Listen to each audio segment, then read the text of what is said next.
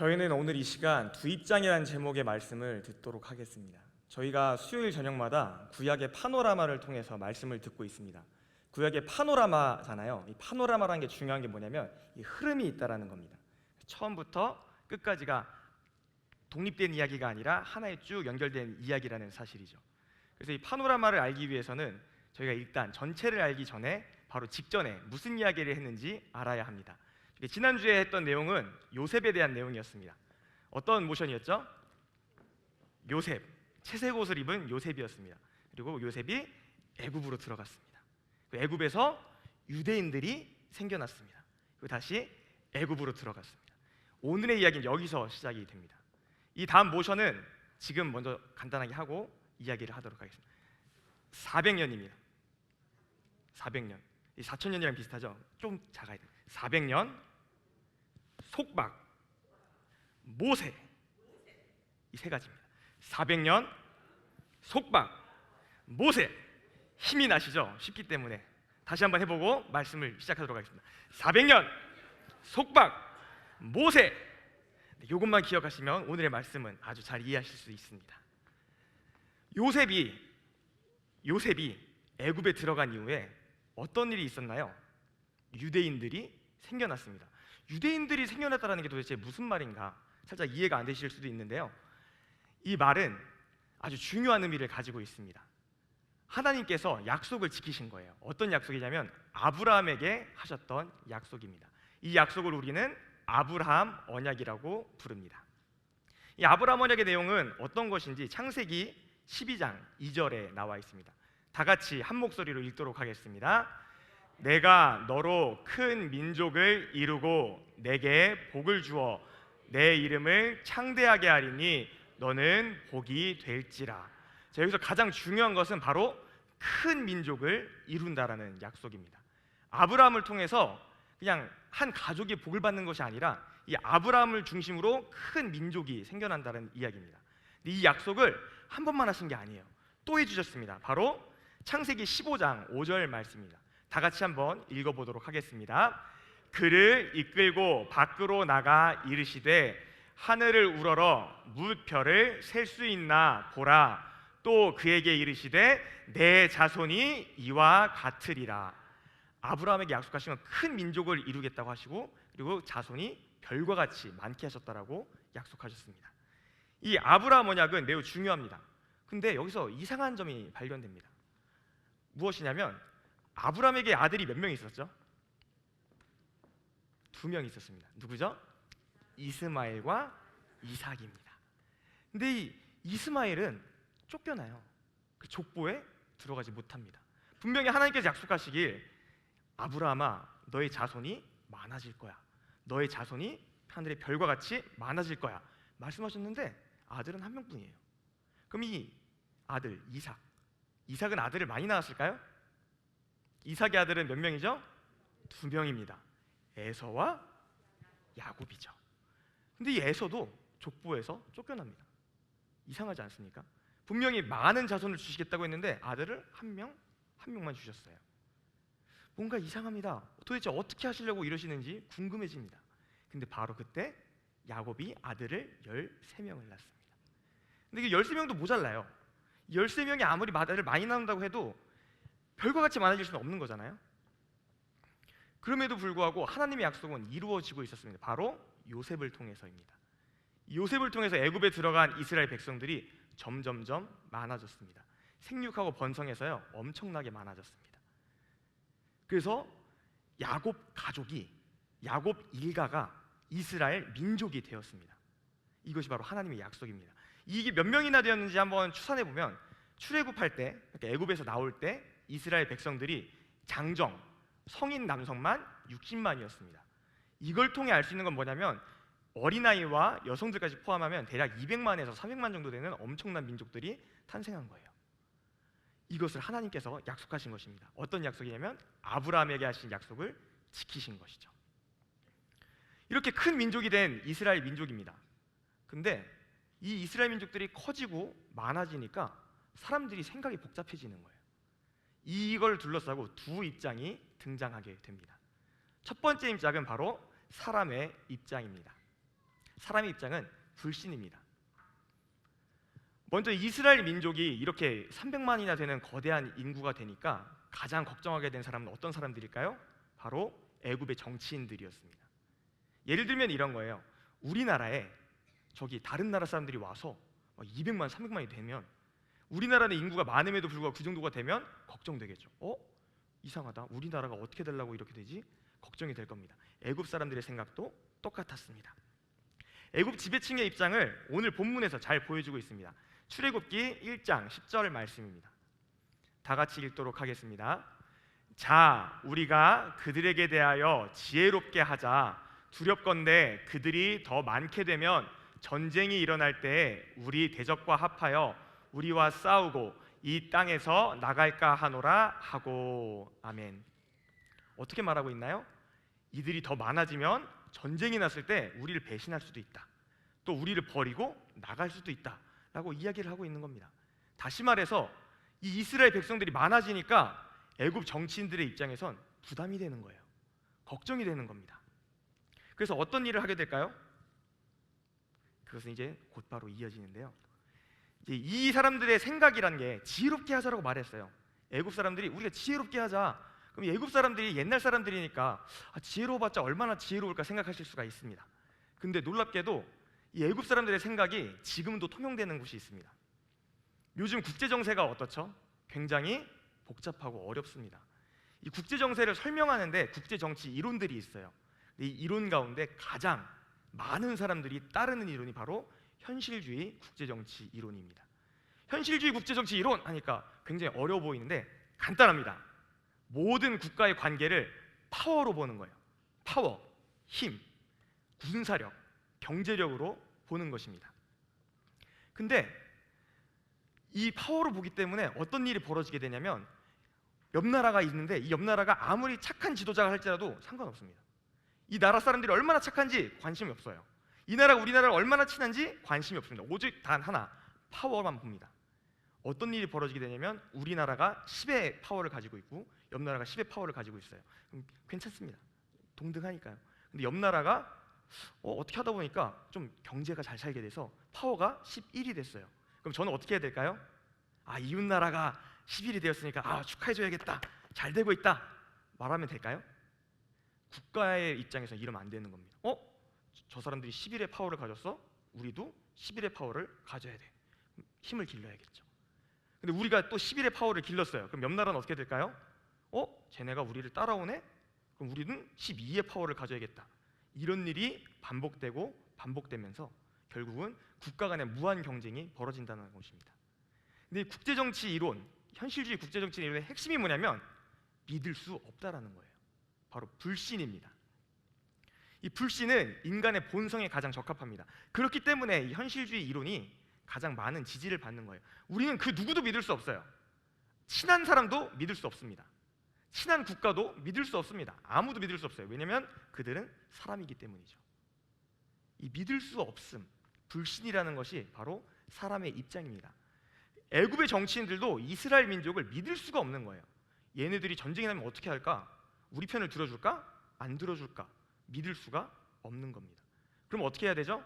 이들의 힘을 깎아내려야겠죠. 그렇게 되니까 어떤 일이 벌어지게 되냐면 끔찍한 정책을 펼치게 됩니다. 바로 남자아이들을 죽이라는 명령을 내린 거죠. 아이가 태어났을 때 여자는 상관없는데 남자아이가 태어나면 죽여라. 그래서 모세가 어떻게 됐죠? 죽을 위기에 처했습니다. 이 모든 것의 원인이 바로 애굽 사람들의 불신 때문이었습니다. 애굽 사람들은 불신했어요. 이스라엘 백성들을 불신했습니다. 믿지 못했다는 거죠. 이것이 바로 사람의 입장입니다. 그래서 하나님은 이스라엘 백성들을 애굽에 보내셨지만 이들이 고통당한 거예요. 왜? 애굽인들이 믿지 못하니까. 이 와중에 이스라엘 백성들이 기도했겠죠. 그 기간이 400년이나 되었습니다. 이 400년이 지나니까 하나님이 준비하셨던 인물을 드디어 내보내시는데요. 그 인물이 바로 모세입니다. 모세가 처음에 이집트의 왕자로 자라났어요. 이집트 왕자로 자라났는데 모종의 사건을 겪고 여러 가지 일들을 겪으면서 결국 미디안 광야로 물러납니다. 아마 모세는 처음에 이스라엘 백성들을 도와주고 싶었을 거예요. 그래서 싸우고 있는 걸 보니까 야 가서 괴롭히지 마, 말 안 들으니까 때려서 애굽 사람을 죽였습니다. 독립운동한 것 같았을 거예요. 왜냐, 민족을 돕기 위해서 사람까지 죽였으니까. 근데 이스라엘 백성들이 말합니다. 너 살인자잖아. 너 사람 죽여놓고 지금 우리한테 큰 소리 치는 거야? 말했을 때 모세의 마음은 어떤 마음이었을까요? 큰 배신감을 느꼈을 겁니다. 쟤네들 믿을 수 없네. 모세도 불신하게 되었습니다. 이 모세가 그래서 미디안 광야로 나갔어요. 하나님께서 부르셨습니다. 모세야. 어떻게 부르셨냐면요, 굉장히 신기하게 부르셨어요. 떨기나무가 불타는데 없어지지 않는 겁니다. 그 가운데 하나님이 부르시는 거예요. 모세야, 신발을 벗어라. 거긴 거룩한 땅이다. 모세가 얼마나 놀랬겠어요. 나무가 불타는데 없어지지 않는데 소리가 들리는 거예요. 그래서 갑니다. 그래서 모세를 부르셨어요. 하나님이 가서 내 백성을 끌고 와라. 내 백성을 데리고 와라. 근데 모세가 뭐라 그랬을까요? 안 갑니다. 못 갑니다. 나는 가고 싶지 않습니다. 왜 그럴까요? 못 믿는 거예요. 하나님을 믿지 못하겠다라는 겁니다. 모세의 생각이 직접 드러난 것이 바로 출애굽기 4장 1절 말씀입니다. 다 같이 읽도록 하겠습니다. 모세가 대답하여 이르되 그러나 그들이 나를 믿지 아니하며 내 말을 듣지 아니하고 이르기를 여호와께서 내게 나타나지 아니하셨다 하리이다. 아멘. 하나님이 어떻게까지 하셨냐면 모세가 서 있었어요. 근데 가라. 못 가겠다라는 거예요. 모세야, 너 손에 든 게 뭐니? 지팡이입니다. 지팡이 땅에 던져라. 던졌습니다. 지팡이가 뱀이 됐어요. 다시 들어라. 다시 지팡이가 됐습니다. 너 손을 들어봐라. 우리 겨드랑이 껴봐. 꼈습니다. 뺐더니 나병이 생겼어요. 다시 넣어라. 빼라. 나병이 나았습니다. 이런 신기한 일을 보고도 모세는 단호하게 말합니다. 저는 못 갑니다. 저는 안 갑니다. 저는 갈 수가 없습니다. 왜요? 이스라엘 민족들이 나를 불신할 거예요. 안 믿어줄 거라는 거예요. 그리고 나는 더 근본적인 원인은 뭐죠? 나 모세는 하나님을 못 믿겠다라는 거죠. 나는 못 믿겠어요. 이 신기한 일을 보고도 지팡이를 던지니까 뱀이 되고 손을 넣었다 뺐더니 나병이 생겼다 없어지는데 이걸 보고도 모세는 믿을 수 없다라고 말한 겁니다. 왜냐하면 인간의 근본적인 것은 불신이기 때문이에요. 인간은 불신합니다. 모든 인간이 불신합니다. 인간은 믿지 못합니다. 이것이 바로 인간의 기본적인 입장입니다. 이러니까 하나님이 답답하셨던 거예요. 어떻게 하냐면 하나님이 화를 내십니다. 출애굽기 4장 14절 말씀을 읽도록 하겠습니다. 간단하게 정리하면 앞부분인데 이렇게 말씀하셨어요. 여호와께서 모세를 향하여 노하여 이르시되. 왜 그렇죠? 모세가 믿지 못하니까. 모세가 믿지 못하는 거예요. 끝끝내 믿지 않는 겁니다. 그때 하나님이 화까지 내셨습니다. 모세야, 가라고. 내가 보낼 테니까 가라. 가서 내 백성을 끌고 와라. 못 가겠는데요. 가고 싶지 않은데요. 안 갈 건데요. 이러니까 하나님이 노하여 말씀하셨습니다.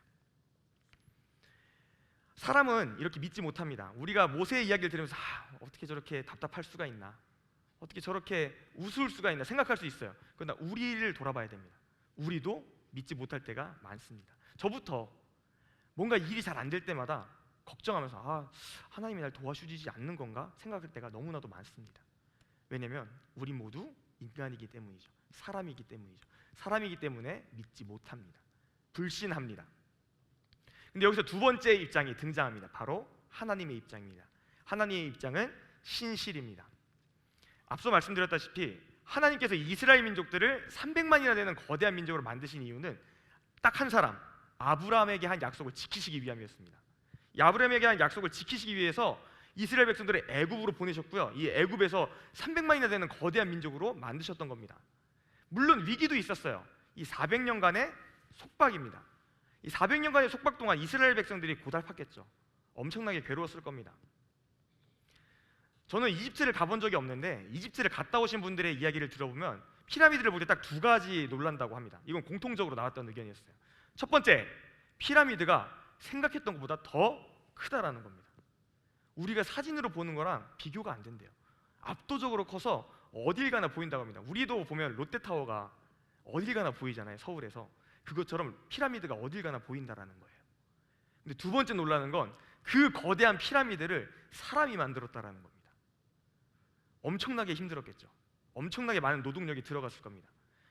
물론 이스라엘 백성들이 직접 피라미드를 만들었다라는 증거는 없지만 이스라엘 백성들이 했던 일도 이렇게 힘들었을 거예요. 그렇게 괴로웠을 겁니다. 이런 일이 400년이나 지속이 됐습니다. 여러분이 400년이라 그러니까 약간 감이 안 잡히실 수도 있습니다. 400년? 어느 정도 될까? 지금으로부터 약 400년 전이라고 하면요 1623년입니다. 간단하게 되시죠 이거는? 1623년에 무슨 일이 있었는지 혹시 아십니까? 1623년에는요 정묘호란과 병자호란이 이 땅에 있었습니다. 쉽게 말해서요 이스라엘 백성들이 고통받은 기간이요 정묘호란과 병자호란 시기부터 지금까지인 거예요. 이제 좀 감이 오십니까? 이렇게 긴 시간 동안 이스라엘 백성들이 괴로웠던 거예요. 이 긴 시간 동안 엄한 일을 했던 거예요. 이 긴 시간 동안 하나님께 부르짖었던 거예요. 근데 하나님은 400년 동안 아무런 응답도 안 하셨습니다. 그러나 이 400년 동안의 속박 가운데서도 하나님은 잊지는 않으셨습니다. 이스라엘 백성들을 보고 계셨어요. 그리고 누구를 준비하셨죠? 오늘의 주인공 모세입니다. 모세를 준비하셨습니다. 하나님의 입장 신실, 우리가 신실하다라는 말을 참 많이 씁니다. 오늘 마지막 찬양도 오 신실하신 주 찬양을 했어요. 근데 이 신실이란 말을 혹시 정확한 뜻을 알고 쓰시는 분이 계실까요? 이 신실이란 말은 성경에서 이렇게 말하고 있습니다. 신명기 7장 9절 말씀입니다. 다 같이 읽도록 하겠습니다. 그런즉 너는 알라 오직 내 하나님 여호와는 하나님이시요 신실하신 하나님이시라. 그를 사랑하고 그의 계명을 지키는 자에게는 천대까지 그의 언약을 이행하시며 인애를 베푸시되 아멘. 여기서 중요한 건 하나님이 신실하신 하나님이라는 겁니다. 이 신실하심이 뭐냐면 천대까지 약속을 지키신다는 거예요. 천대라고 하니까 하나 둘 셋 넷 다섯 여섯 세서 천대만 딱 재는 걸까요? 아닙니다. 여기서 천대라는 건 영원하다는 걸 말씀하고 계신 겁니다. 다시 말해서 하나님은 영원히 우리를 사랑하시는 겁니다. 영원히 이 세상이 끝날 때까지. 근데 이 사랑을 표현하는데요 수단과 방법에 제한이 없습니다. 모세의 삶을 한번 생각해 볼까요? 모세가 태어났을 때 어떤 일이 있었죠? 남자아이는 죽어야 됩니다. 엄마가 몰래 키웠어요. 근데 아이가 자라니까 아이들은 울잖아요. 우니까 이 소리가 밖으로 새가 나가기 더 이상 어떻게 할 수가 없어서 갈대로 상자를 만들어서 역청을 칠합니다. 여기다 아이를 담아서 나일강에 띄웁니다. 근데 이 아이가 살아남아요. 이상하지 않습니까? 어떻게 강물에 띄운 아이가 살아남을까요? 근데 이 아이가 살아남은 것뿐만 아니라 흐르고 흘러서 그냥 사람도 아니고 애굽의 공주에게 구조가 됩니다. 놀랍지 않습니까? 다른 사람도 아니고요 그냥 빨래하러 나온 아낙네가 아니고 애굽의 공주에게 구출이 됩니다. 근데 더 놀라운 건요 이 아이를 발견하고 나서 유모를 구했는데 이 유모가 친어머니예요. 누가 이런 내용의 영화나 소설을 만들면 전 안 볼 겁니다. 너무 말도 안 되잖아요. 어떻게 이게 말이 되죠? 그러나 하나님은 그렇게 하셨다라는 겁니다. 왜요? 모세를 준비하시기 위하여. 왜 모세를 준비하셨죠? 이스라엘 백성들을 사랑하시기 때문에, 이스라엘 백성들을 신실하게 사랑하시기 때문에 모세를 준비하셨습니다. 이런 말도 안 되는 일까지 하시면서 일을 하셨던 겁니다. 하나님의 사랑은 400년에 갇히지 않습니다. 이 400년이라는 기간 동안 하나님이 사랑하셨지만 400년만 사랑하신 건 아니라는 거죠. 신실하신 하나님은 영원히 우리를 사랑하십니다. 이 신실하심에 대해서 에베소서는 이렇게 말하고 있습니다. 에베소서 1장 4절부터 5절 말씀 다 같이 읽도록 하겠습니다. 곧 창세전에 그리스도 안에서 우리를 택하사 우리로 사랑 안에서 그 앞에 거룩하고 흠이 없게 하시려고, 넘겨주세요. 그 기쁘신 뜻대로 우리를 예정하사 예수 그리스도로 말미암아 자기의 아들들이 되게 하셨으니. 자, 다시 한번 4절을 보여주세요. 하나님께서 우리를 택하신 것은요 우리가 태어나던 순간도 아니고요 인류 역사가 시작한 순간도 아니고요 창세 전입니다. 이 세상을 만들기 전에 이미 예수님을 보내시기로 작정하셨다라는 거예요. 왜요? 우리를 사랑하시기 때문에. 창세 전부터 하나님은 우리를 사랑하셨습니다. 처음부터 끝까지 사랑하셨습니다. 이 사랑이 바로 신실함입니다. 하나님이 우리를 향한 사랑은 변하지 않아요. 이 사랑은 영원히 변하지 않습니다. 신실한 사랑이기 때문이죠. 하나님이 우리를 사랑하십니다. 창세전에 그리스도를 보내셨다라는 거죠. 인간은 불신합니다. 하나님은 신실하십니다. 이 두 가지 입장을 우리가 잘 이해를 해야 됩니다. 두 입장이 있습니다. 사람은 불신하고 하나님은 신실하시죠. 이 두 입장이 충돌할 때 어떤 일이 벌어질까요? 누가 이길까요? 하나님이 이기십니다. 하나님의 입장은요, 굽히지 않습니다. 하나님의 입장은요, 변하지 않습니다. 하나님의 입장은요, 시간의 흐름에 따라 흐려지지 않습니다. 하나님의 입장은 신실합니다. 천대까지 이릅니다. 영원합니다. 사람이 불신해도요, 하나님은 신실하십니다. 이게 중요한 거예요. 이스라엘 백성들은 하나님 원망했겠죠. 400년 동안 아무것도 안 해주신 하나님께. 모세가 갔을 때 뭐라고 하죠? 너 뭐하러 왔냐? 왜 우리를 더 괴롭게 하냐? 우린 잘 살고 잘 먹고 있었는데 왜 우리를 괴롭게 하냐? 우리 여기서 잘 살 거다. 안 나가겠다. 이스라엘 백성들이 한 말이에요. 이스라엘 백성들 믿지 않았습니다. 하지만 하나님은 상관하지 않으셨어요. 신실하시기 때문에 이스라엘 백성들을 끌어내십니다. 400년의 기간이 지나고서.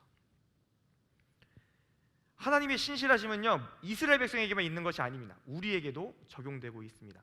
이스라엘 백성에게 모세를 보내주셨던 것처럼 우리에게 예수 그리스도를 보내주셨습니다. 언제요? 창세전에 계획하셔서 2000년 전에 보내셨고요. 그래서 그 사랑을 우리에게 확증하셨습니다. 로마서 5장 7절부터 8절 말씀을 읽도록 하겠습니다. 의인을 위하여 죽는 자가 쉽지 않고 선인을 위하여 용감히 죽는 자가 혹 있거니와 우리가 아직 죄인 되었을 때 그리스도께서 우리를 위하여 죽으심으로 하나님께서 우리에 대한 자기의 사랑을 확증하셨느니라. 아멘. 이게 중요합니다. 우리가 믿는 사람이니까 불신하지 않고 우린 믿습니다. 아니요. 우린 언제나 불신합니다. 왜냐하면 우린 연약한 인간이기 때문에요. 우린 믿으면서도 불신해요. 언젠가는 굉장히 믿어지는데 또 언젠가는 하나님이 계시다면 이럴 수 있나? 이런 불평불만을 굉장히 많이 합니다. 우리는 인간이기 때문에 그렇습니다. 인간은 언제나 불신합니다. 인간은 언제나 약합니다. 하지만 하나님은 신실하셔서요, 처음부터 끝까지 변하지 않으십니다. 이 사랑이 우리에게 전해져서요, 예수님이 2000년 전에 이미 죽으심으로, 창세전에 계획되심으로 우리를 향한 사랑을 이미 확증하셨다라는 거예요. 우리가 그 사랑을 누리면서 살아가고 있는 것입니다. 힘든 일이 있을 수도 있습니다. 괴로운 일이 있을 수도 있습니다. 제가 이 강단 위에서 여러분께 여러분 힘내세요, 여러분 좋은 일만 있을 겁니다 말한다고 해서 아무런 소용이 없어요. 왜냐하면 저도 인간이기 때문이죠. 그러나 하나님이 신실하시기 때문에, 그 신실하신 하나님이 우리를 사랑하시기 때문에 우린 과감하게 말할 수 있습니다. 우린 믿습니다. 하나님께서 함께 하실 것입니다. 이 괴로움을 이겨나가게 하실 것입니다. 고통 가운데서 건져내 주실 것입니다. 애굽에서 이스라엘 백성들을 건져내셨던 것처럼 죄에서 우리를 건져내셨습니다. 이 사랑을 믿으시기 바랍니다. 이 신실하심을 믿으시기 바랍니다. 하나님을 믿고 따르시는 우리 상도제일교회 성도들이 되시기 바랍니다. 자, 오늘의 말씀을 기억하시면서 파노라마를 통해 말씀을 정리하도록 하겠습니다. 자, 처음부터 해보도록 하겠습니다. 자, 다 나오셨나 한번 확인해 보겠습니다. 자, 백진아 권사님, 네, 제자리에 계십니다. 네, 이은진 집사님, 네, 제자리에 계십니다. 아주 뿌듯합니다. 네, 이은자 권사님, 네, 그럼 김영순, 이인순 권사님, 네, 원래 강은 굽어서 흐르기 때문에 좀 옆에 계셔도 괜찮습니다. 네, 장태식 집사님과 노은진 집사님 오셨군요. 네, 또 이제 서민정 집사님, 오늘 선우가 안 왔네요. 아이고, 선우가 목소리를 크게 내줘야 되는데. 네, 정기순 장로님 안 오셨습니다. 네. 배은필 집사님, 최용희 집사님 안 오셨네요. 아이고, 괜찮습니다. 저희는 자리를 알고 있기 때문에 그분들이 계시지 않더라도 밀고 나가도록 하겠습니다. 저희 신실하신 하나님 믿으면서 나아가도록 하겠습니다. 처음부터 가겠습니다. 자, 천천히 가볼게요. 자, 네, 제가 시작하겠습니다. 창조, 타락, 홍수, 민족들, 4000년 전, 우르, 페르시아만, 네 사람, 데라, 아브람, 사라, 롯, 티그리스, 유브라테스, 하란, 데라의 죽음. 갈릴리, 요단강, 사해, 지중해, 이스라엘.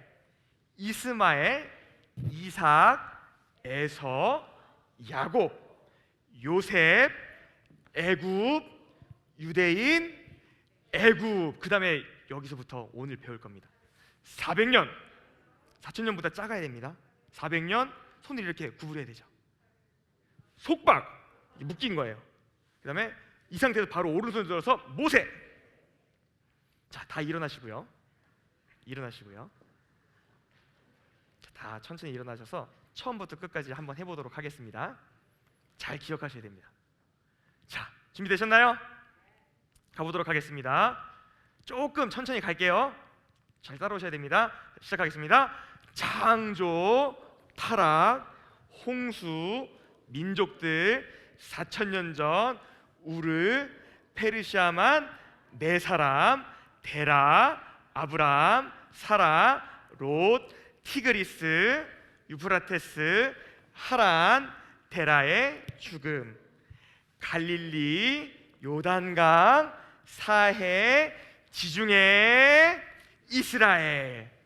이스마엘, 이삭, 에서, 야곱, 요셉, 애굽, 유대인, 애굽, 400년, 속박, 모세. 네, 감사합니다.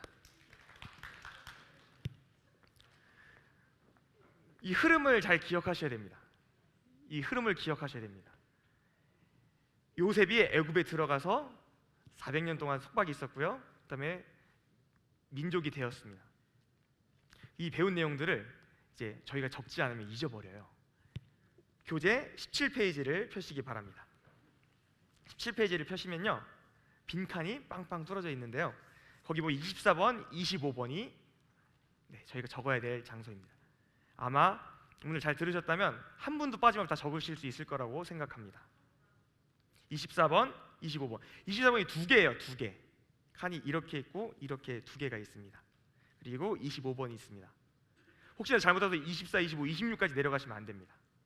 우리가 오늘 동작은 3개를 했지만 2개 안에 들어갑니다. 자, 24번 뭐죠? 이게 뭐죠? 400년 그리고 속박입니다. 25번은 뭘까요? 모세입니다. 네, 천천히 적으시면 됩니다.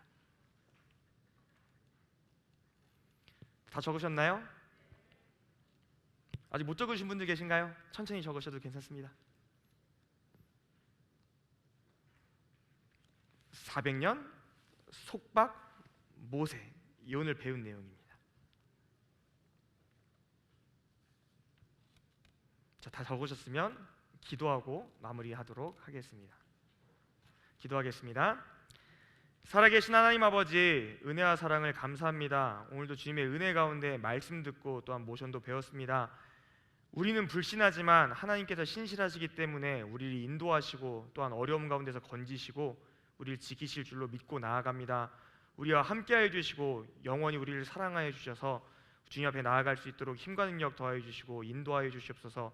피곤치 않도록 붙들어 주시고 돌아가는 길도 안전히 지켜주셔서 오직 주님께 영광 돌리며 쓰임받는 우리 상도제일교회 될 수 있도록 도와주시고 인도하여 주시옵소서. 감사드리며 예수님의 이름으로 기도드렸습니다. 아멘.